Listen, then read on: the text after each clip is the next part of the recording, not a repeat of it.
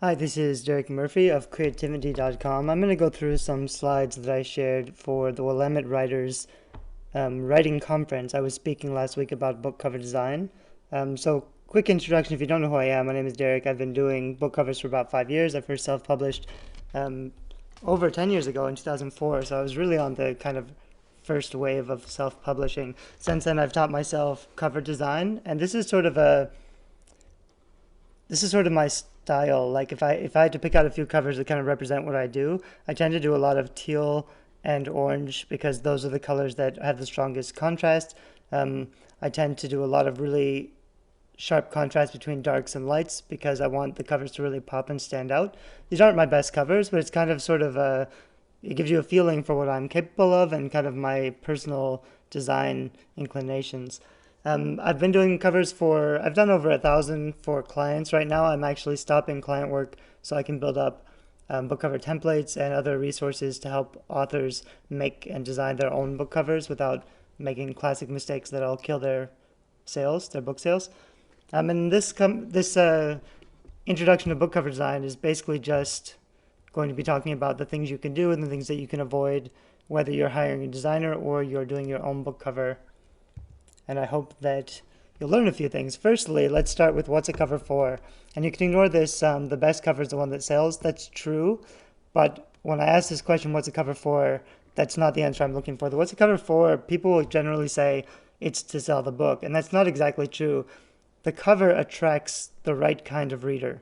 So it's not to sell the book, because selling the book is about presenting the reader with the right qualitative information to make a purchasing decision. So the sell of the book really comes down to the description. They want to find out what the book is about. The book reviews, they want to see who's reviewed it and how many people have reviewed it. That's what's going to make or break the sale. But the cover attracts the right kind of readers to even get to that level where they're processing the information to decide if they want to buy it. What normally happens if you don't have a good cover is that nobody is ever making it to that second stage where they start thinking about buying the book. They're never reading your description. They're not reading the reviews. They just glance at the cover and then move on because they don't like it, or it doesn't tell them what the book is about enough so that they think, oh, this book is for me. Book is about this. So the biggest mistake for book cover design is not giving the just enough information to attract the right kind of readers. And that's a big thing, is it's not communicating information, it's just attracting. So if you try to do too much, if you try to tell the story or tell what happens, like you would be describing your cover, and this is a mistake I'll see a lot of indie authors do. They have a cover that they love and they'll talk about it. They love explaining it. They love talking about all the details and the symbols and this means this, but you will never have the chance in real life to explain your book cover. That never happens. What's going to happen is your book cover either gets them to read the description or it doesn't. It's a total failure. You never have a second chance to say, oh, but you missed it. You didn't get it. You didn't understand what the book cover is all about. So the biggest mistake that authors always make is that they focus on the scene and they try to get like the heart of their story and they try to embody that core message with symbols or something kind of abstract or something that they think is really clever. And the number one rule for book cover design, which I actually heard from another designer, is always be clear, not clever. If you're trying to be clever, no one's going to take the time to figure out what you really meant. They're not going to investigate. It's just going to it's either in their face, immediate, they know the genre, they know the central conflict, and it appeals to, not to everybody, but it appeals to the right readers. That's what's going to make a winning book cover. At the end of this little presentation, basically that's all for my slides. Now we're just going to go into examples. But at the end of all the examples, I'll talk about 3 foolproof strategies for designing fiction book covers that work in any genre. So I hope you'll be able to take something away that you can really, it'll sort of limit your possibilities and get you to focus on something that's really going to work to sell your book. So I'm going to go into some covers that I've made. Recently I'm doing more of my own fiction. So it's kind of liberating because I'm able to design covers for myself and I don't need client feedback. What often happens in a client relationship is that I have to make the client happy, and they don't let me do my best work. They just want me to make them what they want to make. And I'm enough of an expert at this now that on my website I'm pretty clear that's not what I'm looking for clients. So the clients who hire me, they're usually pretty, like, they know that I know what I'm doing. They've got to trust that I can get them there. But even so, the final decision, almost all authors will pick the one they like the most and not the one I recommend. This is one I made like a year ago, which I thought was, okay at the time. However, I've redone it recently. As a designer, I get better, in huge bounds every year. So this is the one that I'm actually going to use, which is a little more understated, a little more subtle. Love the strong colors, dark background. It's kind of a dystopian sort of vampire thriller. These are a couple more that I've made for my own projects. Basic space, sci-fi. I do a lot of young adult, so there's a controversy a little bit over whether having a figure on the front matters or not. A lot of young adult readers say they don't like having a face on the cover because then they can't imagine. That may or may not be true, but the thing is, for young adult readers, like maybe 50% of them really strongly feel that way, but a lot of them aren't going to pass on the book just because it has a face. So you don't have to worry so much about whether or not your cover has a face. It's really just, is your whole cover awesome enough and clear enough to hook that reader? They're not going to, veto it and tell their friends to burn your books if they have a face on the cover. It's not really as big a deal as people talk about. However, the easy way to do it is just to leave off the eyes or show a character from the back. Often in young adult fiction, you'll have some kind of a figure because you need a humanizing element. If it's just landscape, a lot of sci-fi has just landscape, just stars, which is okay, but almost all fiction is character driven. You need strong characters that readers relate to, often having some kind of a humanizing element, even if it's just, a hand coming on from the side or something, can work a lot. This cover is kind of interesting because I actually use a whole bunch of super pretty ornament type of file, a lot of pretty typography basically, and in the end I got some feedback, and even though I really loved all the pretty typography, this book cover works better with really simple, super clean sans serif fonts. And I talked about this in another video too, but most self-publishing authors talk a lot about how you need your text to be huge because you want it to be readable as a thumbnail. I disagree. I think your text needs to fit in with other best-selling books in your genre. So if you look at the Fallen cover, if you look at a whole bunch of paranormal romance or dystopian covers, a lot of them have tiny author names, even smaller than this, that you don't see as a thumbnail. But that's part of it because you use really big fonts for thrillers, for action. If you're writing a paranormal romance where there's a lot more intrigue, there's a lot more mystery, you don't need your text to be really big and bold. You want it to kind of pull them in. So the main thing is really the title. It's not the author name. The author name can be smaller. If you make all of the text really big, if the author name was as big as the title, then these two would be fighting for attention. And you need to choose what readers are going to focus on first. What are they going to see first? What's going to draw their eye?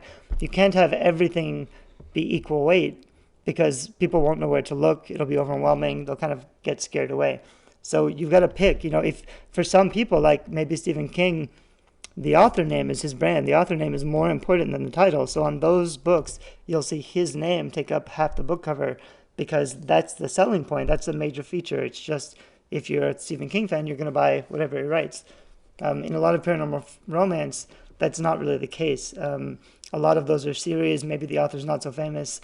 But even so, just because it's a genre convention, just because that's kind of the way they do it in paranormal romance, I want to be aware of those conditions, and I want to present my book cover as kind of fitting into that club. I get it. I'm not a self-publishing author listening to self-publishing advice about making your text legible as a thumbnail. I'm just doing what best-selling books are doing and traditional publishers are doing. These are a couple more. This is kind of a sci-fi dystopian. This is a mermaid tragic romance that I'm working on now. You'll see a lot of similarities. Again, this is kind of just my style. I think these even use the same font, but it's not the same series. It's a different series. It's just, I like the font. They're big and they're bold. I love a young adult paranormal romance about telekinesis.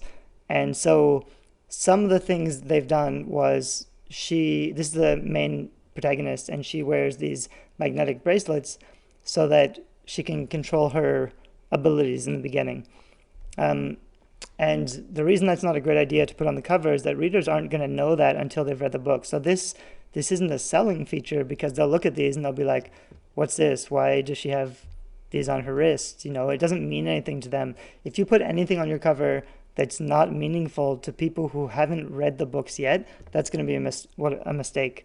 It's better to use something that's meaningful to them, or just to do something really simple. In this case, this was actually a hard one to do, because my first instinct would be to put like a hallway and a girl standing with her back to us and floating some objects around, because it's about telekinesis. But that would have meant I had a whole bunch of really small articles that were hard to see. I wouldn't get that really big picture, immediate effect. So I went with this, which is, it doesn't really say anything about telekinesis. It doesn't really say that it's a paranormal romance, but it's very clean and it's really pretty, and there's some intrigue.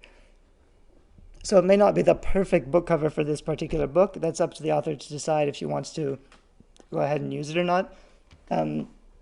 But it is the kind of thing, like, this is a cover that I would use on any of my books, because I know that I could put it up with any short story or beginning or novel, and it would sell really well. Because if you have a beautiful cover like this that appeals to the right readers, they can, like, the cover just attracts them. They'll look at it and say, damn, that's a beautiful cover, and then they'll go read the description and find out if it's a book they want to read. This is a project that I started. This was the author's idea. He wanted to put a man in a net, because the story was sort of about someone who had a police history that he got unfairly, and so people were prejudiced against him because of this history, so he was caught in this net. Like, this net was too big, so even though it caught the bad guys, it caught some of the good guys too. So this was a very symbolic way of representing what his story was about, which is why it didn't work really well. And so I went ahead and went much darker, because it's kind of a thriller mystery. It has a lot of dark elements. So in the beginning, all we did was just put this pinwheel on a dark ocean background. And it actually looks pretty good and pretty simple. But by adding this cityscape behind it, and then the net in the foreground to make the whole cover darker, I still got kind of the symbolic element that he was going for, but it also just, adding that dark net makes the cover so much stronger than it was simpler. It's just a little bit, normally, like, you don't want too many different layers or too many different details, but this kind of just adds a depth to it that it didn't have before.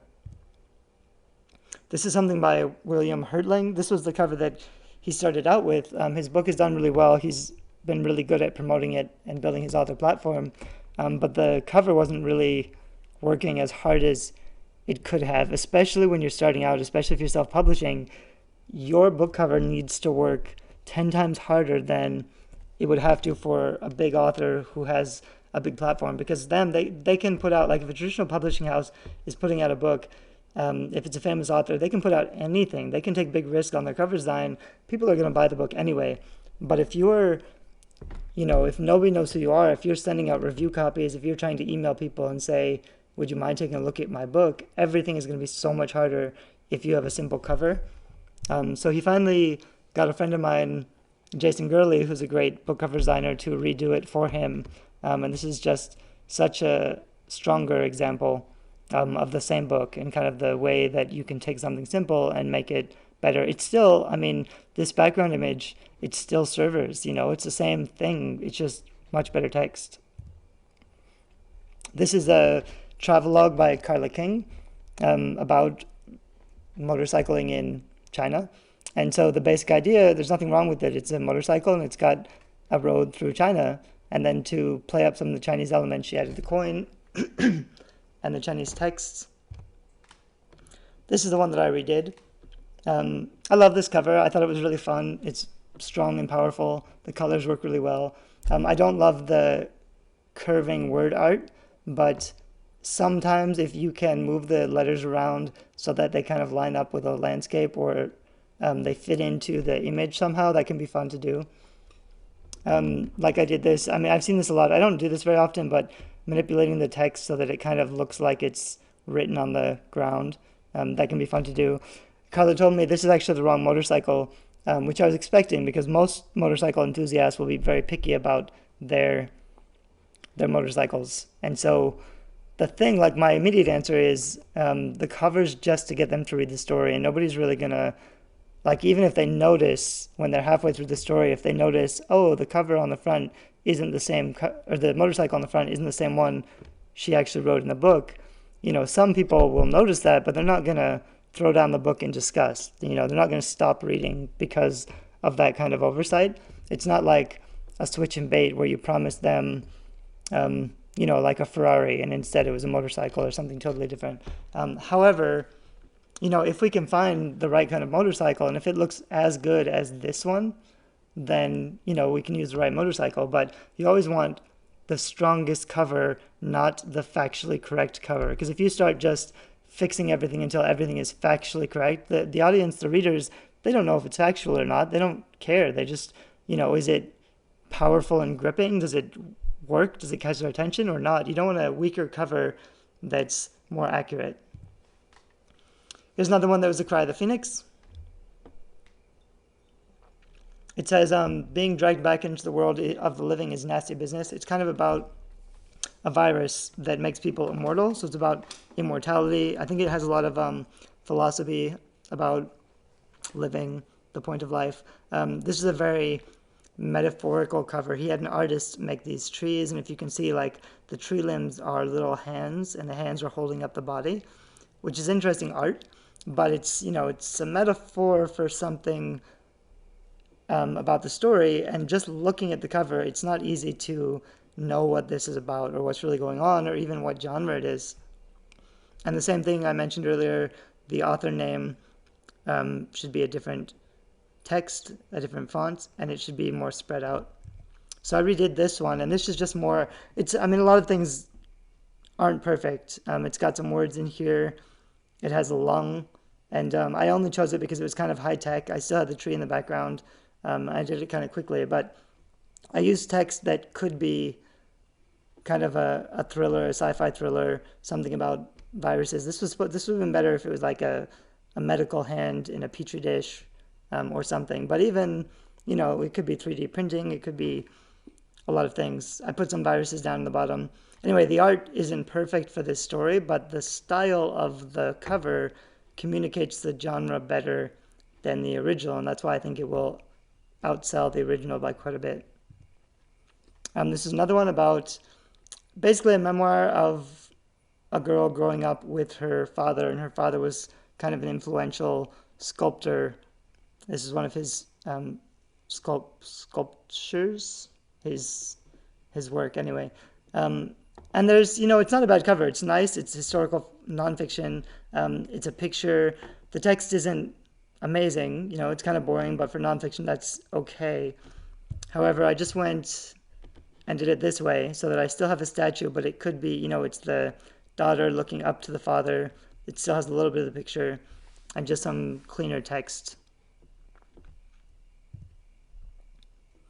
Okay, so if you're designing your own cover, I've got a lot of resources up, and I'm going to be putting up more templates to make things easier, because the main problem with designing your own cover is that, like I said, you're going to want to do a scene. You're going to want to do something really big and really complicated, and if you have tools, you might play around a lot.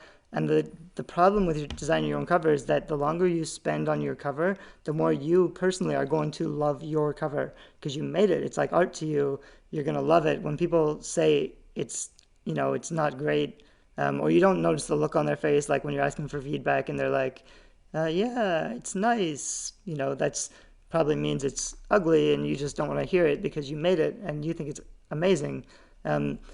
What you're going to want to start with something much simpler, and the easy way to make your job as quick as possible is just to use a photo.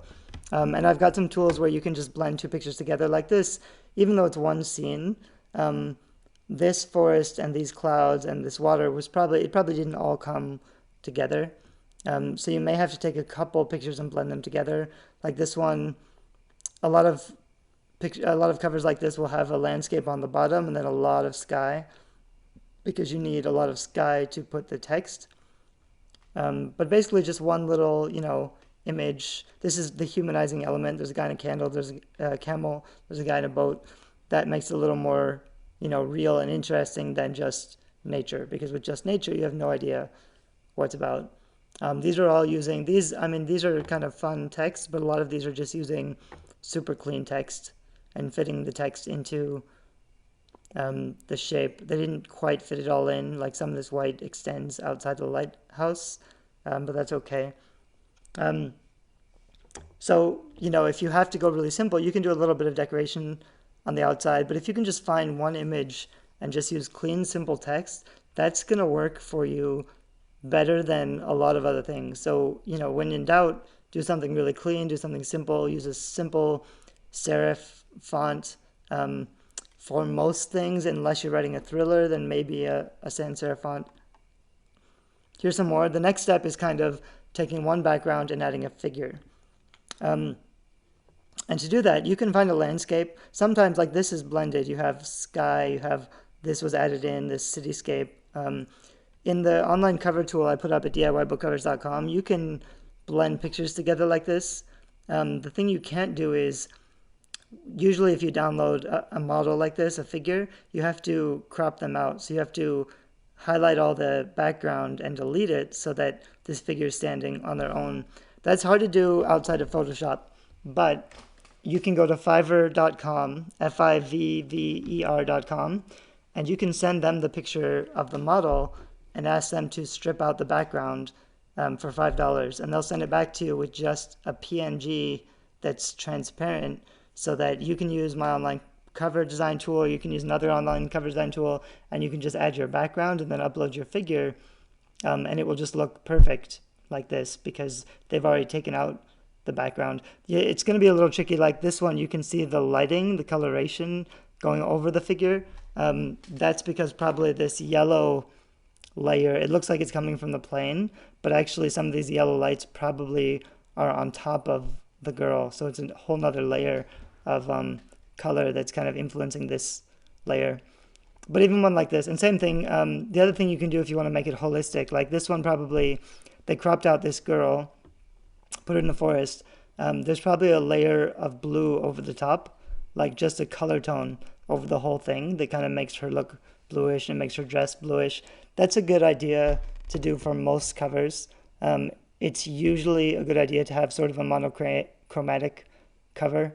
I like teal and orange a lot, but like this is mostly blue, but has a little bit of orange on the horizon. I like really strong lights and contrast, lights and darks, like this cover has. They did some fun stuff with the text up here where there's a layer of smoke going over the text. You can do this stuff depending on what program you're using by having lots of different layers and blending them together. But even if you just keep it simple like this, it's just, one background, one figure, and then some nice text.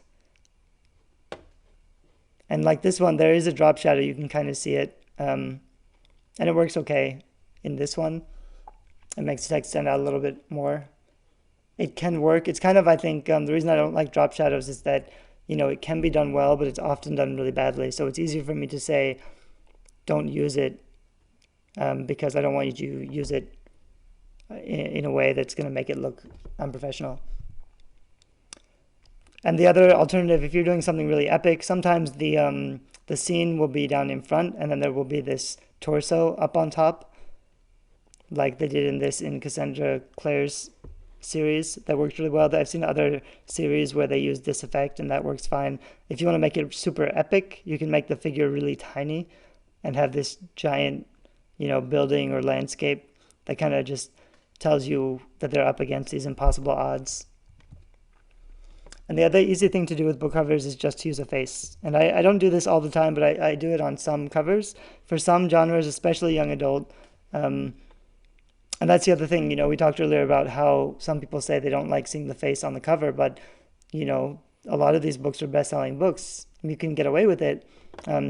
It's not going to deter readers, and not often, but sometimes just having a nice face with just a little bit of something. This one doesn't even have anything. I would have put something here so that they knew what it was about. This one isn't actually done that well, but it's still selling really well, even though it's a really simple cover. That book's been selling really well.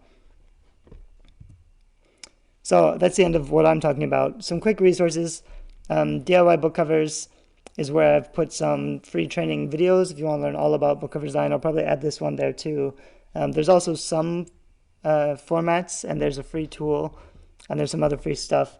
You can sign up for membership if you want to get access to more templates, but I'm still working on all those templates. I'm still adding resources. DIY book formats if you want help with formatting your book for print or ebook. And I've also been posting a lot of stuff on marketingforwriters.com because I'm starting to write my own fiction, and I'm going to be doing some huge launches and strategies to sell a ton of books. So I'm kind of posting my advice and case studies on that website. My main website, I didn't say it, but it's creativity.com. You can find me in the links up on my profile. I talk a lot about publishing and writing and making money online and various different things. Thanks for listening. Bye-bye.